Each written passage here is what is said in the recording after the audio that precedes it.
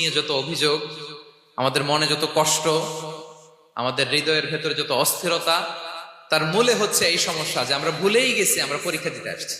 এই যে আমাদের জীবন, এই জীবনের জন্য বিপদ, আপদ, পরীক্ষা, স্ট্রাগল, এটা অনিবার্য, এটা হবে।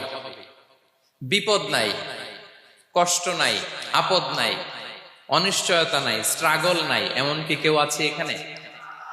কেউ কি হাত তুলে বলতে পারবেন যে হুজুর আমার জীবনে কোনো বিপদ নাই, অথবা আমার জীবনে কোনো দুঃখ নাই, কষ্ট নাই, কোনো স্ট্রাগল নাই, কোনো রিস্ক নাই?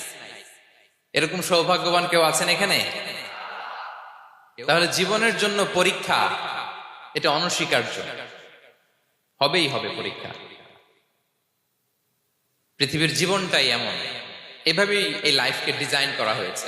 পরীক্ষা থাকবে, এখানে বিপদ থাকবে, এগুলো